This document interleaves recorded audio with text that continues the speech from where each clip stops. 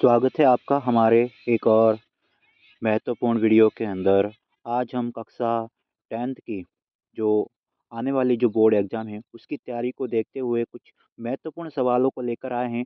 एक प्रकार से एक पूरा पेपर पैटर्न है, उस हिसाब से हम सवालों को लेकर आए हैं।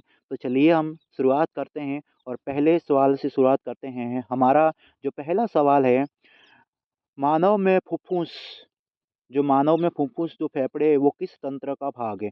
तो देखिए, मानव में जो फुफ्फुस होते हैं, फेफड़े जो होते हैं, वो किस तंत्र का भाग होता है? तो जो फुफ्फुस जो होता है वो आपके श्वसन तंत्र का भाग होता है। अगला सवाल है, निम्न में से कौन-सा पादप हार्मोन है? जो देखिए, पादप हार्मोन की बात करें तो यहाँ पर देखो, इंसुलिन जो आपकी अग्नाशय ग्रंथि से निकलता है, इंसुलिन जो है वो अग्नाशय ग्रंथि से रिलीज़ होता है। और थायरॉक्सिन हार्मोन जो थायरॉइड ग्रंथि जो होती है, थायरॉइड ग्रंथि से रिलीज़ होता है। एस्ट्रोजन जो फीमेल हार्मोन है, जो एस्ट्रोजन जो है वो फीमेल हार्मोन है। तो आंसर जो होगा सीधा-सीधा इसका होगा आपका ऑक्सिन। देखो, ऑक्सिन के अलावा अगर बात करें साइटोकाइनिन, जिबरेलिन, अ, अपने एब्सिसिक एसिड, ये भी पादप हार्मोन के रूप में पाए जाते हैं। अगला सवाल है, कौन से वैज्ञानिक को आनुवंशिकता का जनक कहा जाता है? तो पता ही है, आनुवंशिकता का जनक ग्रेगर जॉन मेंडल को कहा जाता है। चलिए अगले सवाल की तरफ चलते हैं। सवाल नंबर 4 है, अगला जो सवाल है, सवाल नंबर 4 है, वो है, आपके निम्न में से किस रसायन का उपयोग फ़ोटोग्राफ़ी में होता है? देखिए, फ़ोटोग्राफ़ी की बात करें तो फ़ोटोग्राफ़ी में कौन से रसायन का उपयोग होता है आपका? एजीबीआर। एजीबीआर की बात करें, सिल्वर ब्रोमाइड जो होता है जिसका उपयोग फ़ोटोग्राफ़ी के अंदर किया जाता है। बाकी कुछ बात करें, फ़ॉर्मूला की बात करें, अमोनियम क्लोराइड, तो अमोनियम क्लोराइड की बात करें तो अमोनियम क्लोराइड का फ़ॉर्मूला होता है NH4Cl। सोडियम क्लोराइड पता ही है, NaCl होता है। बेकिंग सोडा जो होता है वो पता ही है, जो खाने का सोडा होता है, जिसका फ़ॉर्मूला होता है NaHCO3। तो ये आपका बेकिंग सोडे का फ़ॉर्मूला होता है। अगला सवाल है, प्लास्टर ऑफ पेरिस का रासायनिक सूत्र। तो देखिए, प्लास्टर ऑफ पेरिस का जो रासायनिक सूत्र होता है वो होता है आपका CaSO4 इंटू 1/2 H2O। यानी कि आपका प्लास्टर ऑफ पेरिस का ये आपका जो पहला फार्मूला है वो आपके जिप्सम का है।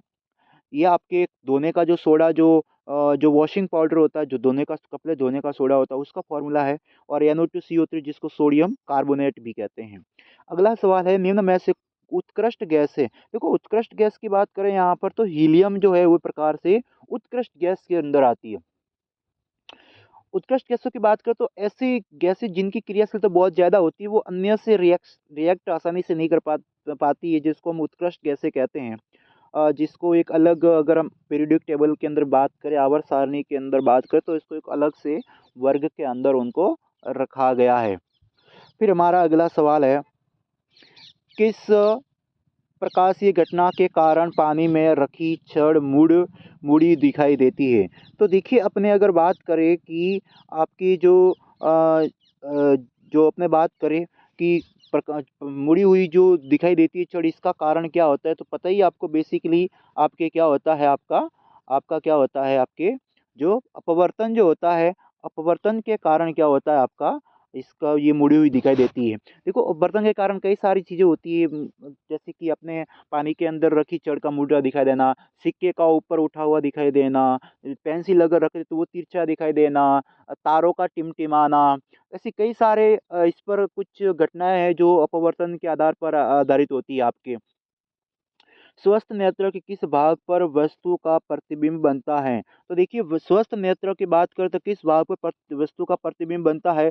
तो वो आपके है आपका दृष्टिपटल। दृष्टिपटल की बात करें, यानी कि जिसको हम क्या बोलते हैं आपको, जिसको हम बेसिकली आपको क्या नॉर्मली क्या बोलते हैं, इसको हम रेटिना भी बोलते हैं। जिसको हम क्या बोलते हैं नॉर्मली, रेटिना भी बोला जाता है। रेटिना भी बोलते हैं, इसको हम रेटिना भी कहते हैं।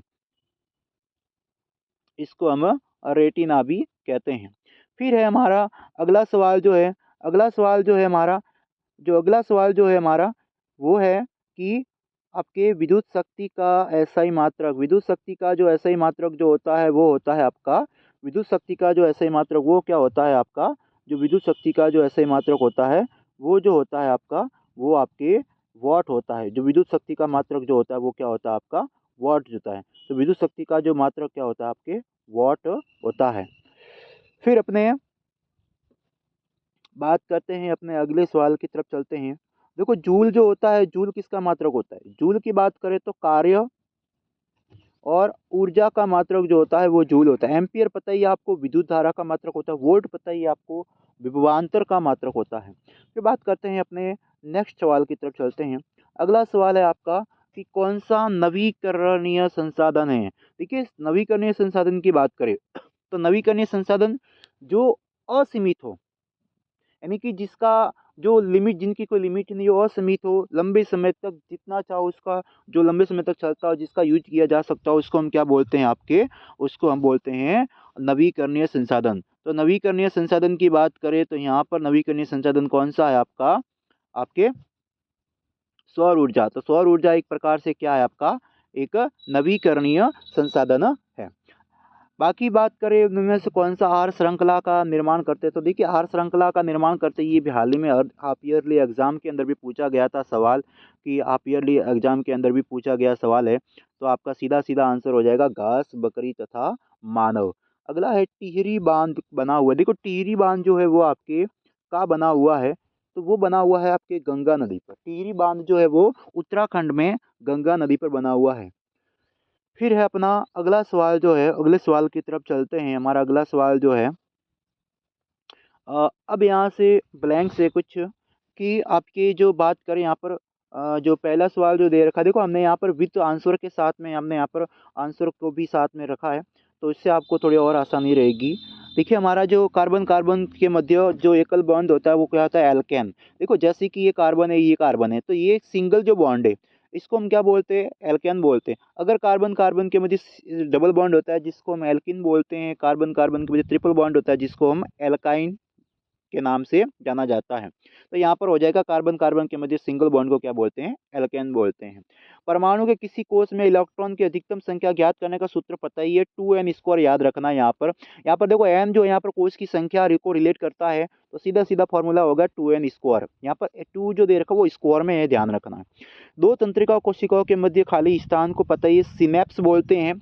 दो तंत्रिका कोशिका, जैसे कि ये आपके दो, एक ये तंत्रिका कोशिका है और ये तंत्रिका कोशिका है, तो इन दोनों के बीच में ये जो रिक्त स्थान जो होगा वो आपके क्या कहलाएगा, आपका सिनेप्स कहलाएगा। ए और बी के नाम, तो देखो यहाँ पर ए और बी के नाम, देखो ए और बी की बात को पहले तो देखो ये किस प्रकार की विक्रिया है, तो साफ साफ जाहिर होता है 6CO2 प्लस 12H2O, फिर 6C6H12O6 6O2 6H2 बना रहा है, तो ये प्रकाश संश्लेषण की अभिक्रिया है। और प्रकाश संश्लेषण की अभिक्रिया, तो प्रकाश संश्लेषण की अभिक्रिया किन की उपस्थिति में होती है, सनलाइट और क्लोरोफिल की उपस्थिति में होती है। देखो पता है कि क्लोरोफिल जो होता है वो क्या होता है, आपका वर्णक होता है जो पौधों में पत्तियों में पाया जाता है। तो यहाँ पर ए जो होगा यहाँ पर क्लोरोफिल होगा, बी आपका होगा सूर्य का प्रकाश। ठीक है। फिर अपने बात करते हैं अपना जो अगला सवाल है, अगले सवाल की तरफ चलते हैं। अपना अगला सवाल जो है ये किसको निरूपित कर रहा है, देखिए ये जो निरूपित कर रहा है आपने पता ही है, ये जो निरूपित कर रहा है ये एक प्रकार से बैट आपके विद्युत से रिलेटेड करता है। देखो एक सेल है, एक विद्युत सेल है जिसके अंदर यहाँ पर एक प्लस दे रखा है, एक तरफ फिर आपके माइनस दे रखा है, तो ये एक विद्युत सेल को निरूपित कर रहा है। यहाँ प्लस और माइनस, पॉजिटिव नेगेटिव सिरा दिखाया गया है यहाँ पर। विद्युत जनित्र यांत्रिक ऊर्जा को बदलता है विद्युत ऊर्जा में। जो विद्युत जनित्र जो होता है जैसे जनरेटर वगैरह है, ये क्या करते हैं, विद्युत यांत्रिक ऊर्जा को, मतलब यांत्रिक ऊर्जा को विद्युत ऊर्जा में बदलता है। तो इसका आंसर हो जाएगा आपका विद्युत ऊर्जा हो जाएगा। फिर बात करते हैं अपने अगले सवालों की तरफ चलते हैं। अवक्षेपण अभिक्रिया से क्या समझते हैं? देखो अवक्षेपण अभिक्रिया क्या है, यानी कि जब किसी भी रासायनिक अभिक्रिया के अंदर, जब किसी भी रासायनिक अभिक्रिया में रूप में अविलेय पदार्थ बनता है, अविलेय पदार्थ जो बनता है उसको हम अवक्षेप कहते हैं, जिसको अवक्षेपण अभिक्रिया कहते हैं।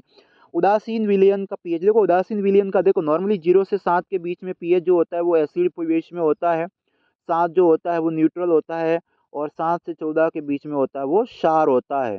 तो यहाँ पर दे रखा है कि 7 किसका होता है, उदासीन का होता है, तो ये हो जाएगा आंसर इसका 7। मिश्र धातु, मिश्र धातु पता है जब दो या दो से अधिक धातु या धातु आपस में मिलकर एक नए धातु को जो फॉर्मेशन करते हैं जिसको हम क्या बोलते हैं, मिश्र धातु। जैसे पीतल, पीतल किसका बना होता है, आपके तांबा, जो आपके जिंक का बना होता है। जो पीतल जो होता है, कांसा जो होता है, सोल्डर जो होता है, जो आपके किस, ये सारे के सारे आपके क्या होते हैं, आपके मिश्र धातु के अंदर आते हैं। फिर अपने अगला सवाल है मैथेन की इलेक्ट्रॉन बिंदु संरचना। देखिए ये मैथेन की इलेक्ट्रॉन बिंदु संरचना है।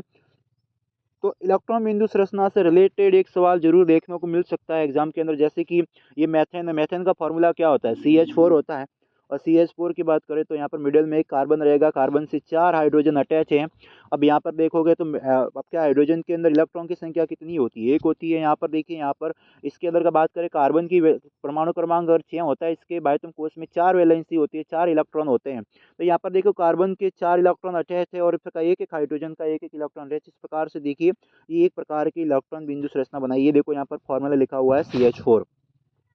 मेंडलीव की आवर्तन देखो, ये जो सवाल है ये अभी हाल ही में जो आपका जो सिलेबस है उसके अंदर नहीं है, तो इसको हम थोड़ा इग्नोर करेंगे। वैसे मैं बता देता हूँ कि जो आज की हम जो आवर्त सारणी पढ़ते हैं वो पढ़ते हैं आधुनिक, और जो मेंडलीव ने दी थी वो पहले की आधुनिक सारणी थी, और आधुनिक आवर्त सारणी जो हेनरी मोजले ने दी थी। तो मेंडलीव की आवर्त सारणी में हाइड्रोजन का हिस्सा सुनिश्चित नहीं था, तो ये कमी रही, कमी थी मेंडलीव की, जो हाल ही में हाल के जो सिलेबस के अंदर ये नहीं दे रखा है, तो इसको हम थोड़ा इग्नोर करेंगे।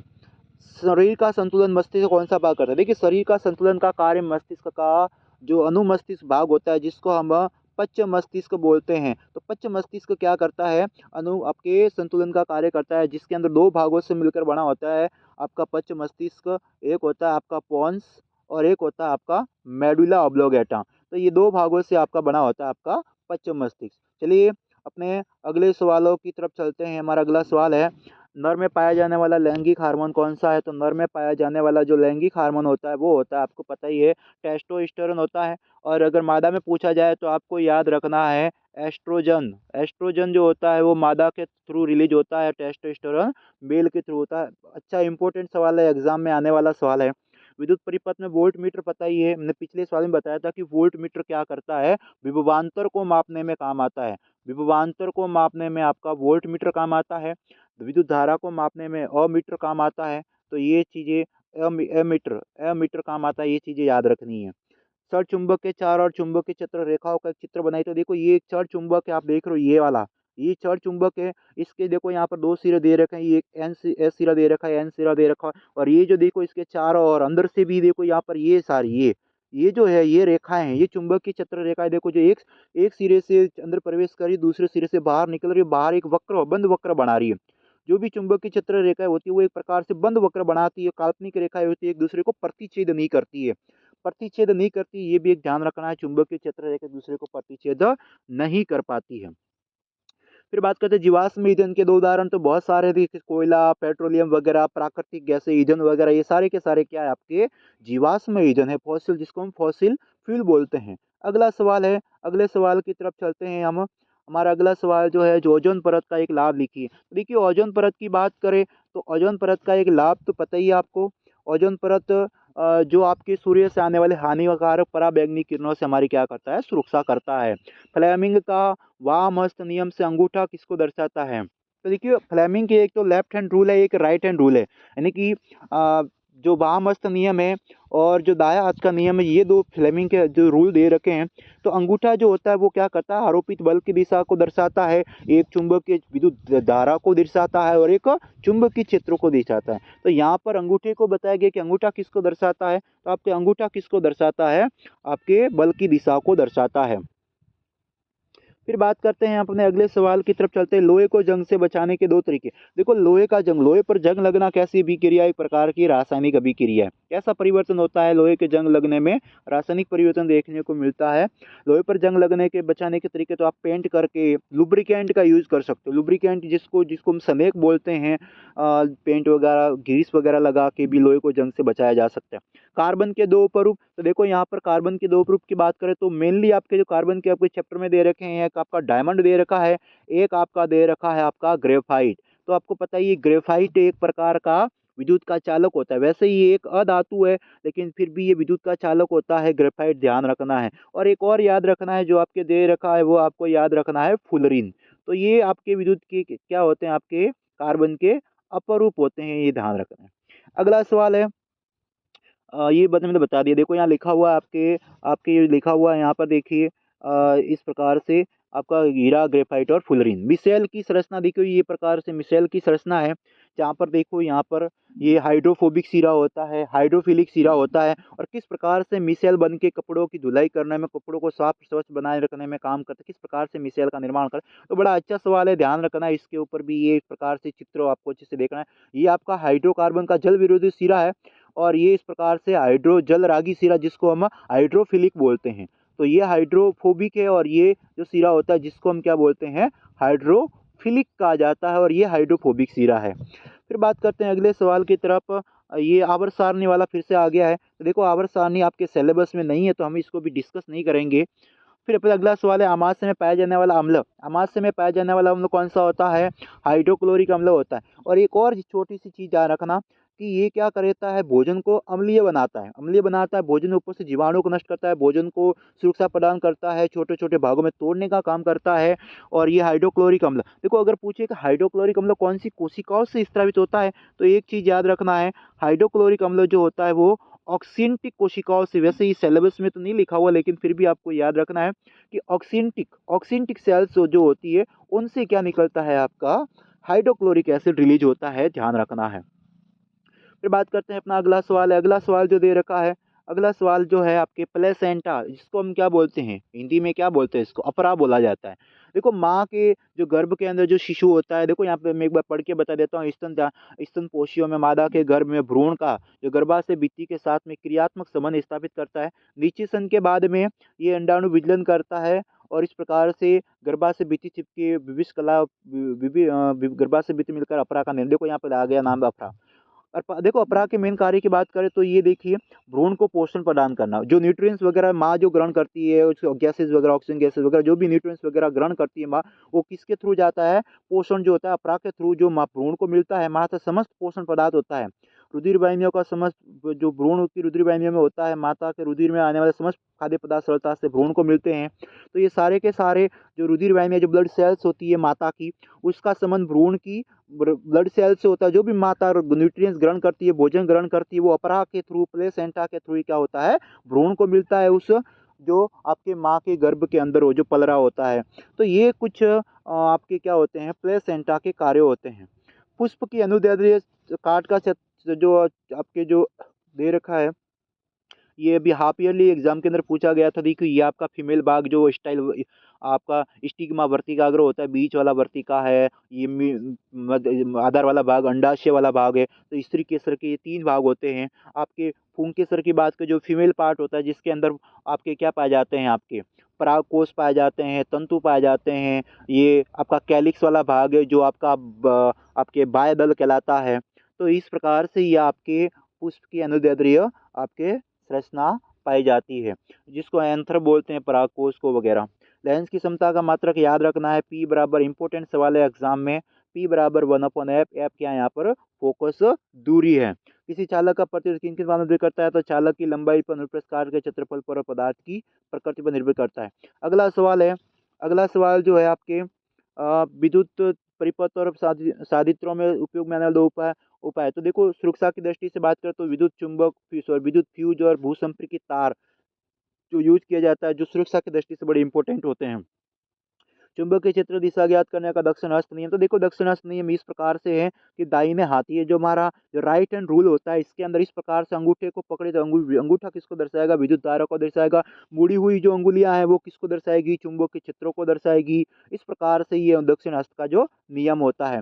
तो एक लेफ्ट हैंड रूल होता है, एक राइट हैंड रूल जो होता है, वो आपको अच्छे से क्लियर करना है। अगला सवाल है आपके, अगला सवाल जो है आपका, जो इसके अंदर दे रखा है कि विद्युत परिपथ में, ये देखो इस प्रकार का एक आपका परिपथ आ सकता है, और एग्जाम में आपको श्रेणी क्रम या समांतर क्रम, सीरीज क्रम में या पैरेलल क्रम के अंदर आपको जो रेजिस्टेंस प्रतिरोध जुड़े हुए मिलेंगे आपको, और आपको क्या करना पड़ेगा, प्रतिरोध निकालना पड़ेगा। तो ये देखो आप देख रहे हो कि ये एक श्रृंखला जो दे रखी है, श्रेणी क्रम दे रखा है, इस पर 2 प्रतिरोध जुड़े हुए हैं। अगर इसको मैं R1 कहूँ, इसको मैं R2 कहूँ, तो दोनों को अगर R निकालने का श्रेणी क्रम में फॉर्मूला देखो लिखा हुआ है कि R1 प्लस R2 होता है। R1 कितना है, 2, R2 कितना है, 2, 2 को 4 जोड़ोगे तो 4। देखो ये पीछे मात्रक जरूर लगाना, क्योंकि मात्रक इंपॉर्टेंट होता है, इसका माइनस मार्क हो सकता है, तो ये भी ध्यान रखना है। 4 ओम सीधा सीधा आंसर है। अगर आपका समांतर क्रम होता तो 1/R1 plus 1/R2 plus 1/R3 हो जाता। अगला सवाल है ऊर्जा के नवीनीकरणीय स्रोत और अनवीनीकरणीय स्रोत। तो ऊर्जा के देखो नवीनीकरणीय स्रोत की बात करें तो ऊर्जा के अंदर जो नवीनीकरणीय स्रोत है, मैंने कहा जिनका वे स्रोत जो अवधि के बाद पुनः प्राप्त किए जा सकते हैं या जो असीमित होते हैं, जिसका लंबे समय तक प्राप्त किया जा सकता है, जैसे कि आपके सौर ऊर्जा दे रखे हैं, पवन ऊर्जा दे रखे हैं, न आपकी ये नवीकरणीय स्रोत। अनवीकरणीय स्रोत क्या होता है, जो सीमित होते हैं, वापस उन्हें प्राप्त उनको यूज नहीं कर सकते, वो खत्म हो जाते हैं, जिनको हम क्या बोलते हैं, अनवीकरणीय स्रोत बोलते हैं। वसा युक्त खाद्य पदार्थों विकट गंध से बचाने का उपाय। तो देखो इस प्रकार से इसमें नाइट्रोजन गैस का यूज किया जाता है। एक तो नाइट्रोजन गैस मिलाई जाती है, जो भी पैकिंग चीजें होती है, जो पॉलीथीन या जो पैक्ड चीजें होती है, जिसके अंदर ऑक्सीकरण हो जाता है, मतलब ऑक्सीकारक मिलाए जाते हैं, और वसा पदार्थों को बनाने के लिए ऑक्सीकारक मिलाए जाते हैं। क्योंकि ऑक्सीकृत हो जाता है, ऑक्सीकृत की वजह से भोजन खराब हो जाता है, तो उसे बचाने के लिए हम जो जैसे जो आपके वेपर्स वगैरह होते हैं, उसके अंदर जो गैस भरी होती है, वो भी किस प्रकार से नाइट्रोजन गैस भरी होती है, जो भोजन को खराब होने से बचाती है। मानव में अक्सर अक्सर जो अग्नाशय ग्रंथि से देखो Cu+O Cu+H2 में किस पदार्थ का ऑप्शन, तो देखो ऑक्सीजन जो होता है। देखो यहाँ पर तो बड़ा अच्छा सा सवाल है कि यहाँ पर देखो एक प्रकार से दे रखा है कि ऑक्सीकरण हो कहाँ किसका और ऑप्शन किसका, और एक समीकरण दे रखा है। तो CuO से Cu यहाँ पर देखो सीधा सीधा पता है कि यहाँ पर क्या हो रहा है, ऑप्शन हो रहा है, क्योंकि यहाँ पर ऑक्सीजन की कमी हो रही है। लेकिन यहाँ देखोगे तो H2O और H2O में देखो यहाँ पर एक हाइड्रोजन ऑक्सीजन की कमी थी, लेकिन यहाँ पर एक ऑक्सीजन की वृद्धि होगी, तो यहाँ पर होगा उपचयन। उपचयन का मतलब होता है यहाँ पर देखो H2 में क्या हुआ, उपचयन, यानी कि आपके ऑक्सीजन की वृद्धि होगी, और CuO में यहाँ पर हो गया आपका अपचयन, यहाँ पर ऑक्सीजन की कमी हो गई, तो ये यहाँ पर होगा, ध्यान रखना। अग्नाशय ग्रंथि पता ही है इंसुलिन हार्मोन निकालती है। इंसुलिन हार्मोन जो मधुमेह रोग होते हैं, डायबिटीज रोग, किसकी वजह से होता है, इंसुलिन की कमी से होता है। जो ब्लड में शुगर में जो ब्लड के अंदर शुगर की मात्रा को बैलेंस करने का काम करता है, जिसकी वजह से आपके डायबिटीज या मधुमेह रोग हो जाता है।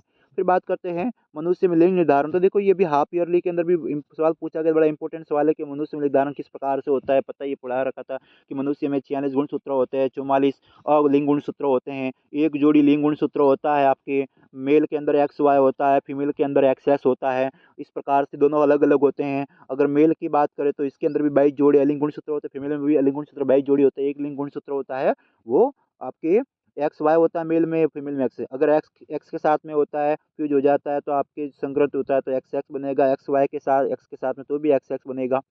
एक्स वाई के साथ में होता है तो एक्स वाई बनता है, और वाई एक्स के साथ में तो भी एक्स वाई बनता है। तो यहाँ पर मतलब एक्स एक्स कंडीशन में फीमेल लड़की होने की संभावना होती है, और एक्स वाई में लड़की होने की संभावना होती है। तो 50% प्रोबेबिलिटी होती है लड़की लड़की होने की। यहाँ पर विरंजन चूर्ण का जो फॉर्मूला है, विरंजन चूर्ण का फॉर्मूला याद रखना है CaOCl2। देखो फॉर्मूले आपको याद रखने हैं, CaOCl2 याद रखना है। बेकिंग सोडा मैंने पिछले बार बताया था, खाने का सोडा जिसको NaH3 बोलते हैं। अम्ल सार में अंतर पता ही है, अम्ल सार में ये भौतिक अंतर ध्यान रखना है। अम्ल सार में ये एक रासायनिक डिफरेंस होता है, और एक भौतिक अंतर, यानी कि भौतिक अंतर और रासायनिक अंतर दोनों अलग अलग होते हैं यहाँ पर। तो अम्ल स्वाद में खट्टे होते हैं, सार कड़वे होते हैं। ये अम्ल नीले लिटमस को लाल करता है, और सार लाल को नीला कर देता है। ये हाइड्रोजन आयन देते हैं, ये OH- आयन देते हैं। तो ये डिफरेंस आपको याद रखने हैं। फिर बात करें आपके यहाँ पर देखो ये उस आगे का यहाँ पर छोटा सा पार्ट आ गया, उसके अंदर देखो इस प्रकार से लिंग निर्धारण होता है। दिग दृष्टि दोष में कौन सा लेंस यूज करता है, उत्तर लेंस यूज किया जाता है। सूर्योदय और सूर्यास्त, सूर्य का रंग नीला लाल क्यों, ये लाल क्यों दिखाई देता है, तो ये भी आपके नॉर्मली प्रकाश के अपवर्तन के कारण देखो सूर्य से आने वाला प्रकाश कम दूरी पर होता है, दोपहर के समय सूर्य छत्रपति। तो ये अगर आपसे पूछा जाए कि सूर्यास्त, तो सूर्यास्त के पश्चात की सूर्योदय से पहले लालिमा नजर क्यों आती, तो ये भी इसका रीजन क्या होता है, आपके प्रकाश का। ये सवाल हो चुका है पर अगला सवाल जो है, नेक्स्ट सवाल जो दे रखा है कि आपके संतरे में, तो देखो यहाँ पर सही मिलान करना है कि संतरे में कौन सा अम्ल होता है। सिट्रिक आंवले में एस्कॉर्बिक, नेटोलोडंग, मेथेनोइक और इमली में टार्ट्रिक अम्ल होता है। धावन सोडा का फॉर्मूला Na2CO3 10H2O, जिसका उपयोग कांच, साबुन के, कागज के उद्योग में, ये सब आपके एग्जाम क्लास बुक्स के अंदर मेंशन किए हुए सारे जल की कठोरता को दूर करने में भी उपयोग किया जाता है। और इस प्रकार से धावन सोडा का हमने पिछले पढ़ा है कि धावन सोने का सोडे का उपयोग, ये सारे के सारे इसके उपयोग दे रखे। मानव में उत्सर्जन तंत्र पता ही, मानव का उत्सर्जन तंत्र की बात करें तो उत्सर्जन तंत्र क्या होता है, शरीर का वह भाग जो, यानी कि अपशिष्ट पदार्थों को निकालने के लिए काम कौन करता है, हमारा उत्सर्जन तंत्र करता है। ये आपके उत्सर्जन तंत्र का डायग्राम देख लेना, बड़ा इंपॉर्टेंट है आपके इंपॉर्टेंट एग्जाम की दृष्टि से, अगर बोर्ड एग्जाम की दृष्टि से देखा जाए तो वेरी वेरी इंपॉर्टेंट है, ये याद रखना है अच्छे से। देखो ये प्रकार का मानव का उत्सर्जन तंत्र का डायग्राम दे रखा है आपको इस प्रकार से। जो आपका दाया वृक्क बाया वृक्क किडनी जो होती है, मूत्र वाहिनी होती है, मूत्रा से होता है आपके, ये मूत्रा मार्ग होता है, मूत्र मार्ग जो होता है वो सारे के सारे यहाँ दे रखे हैं। अगला सवाल है आपके,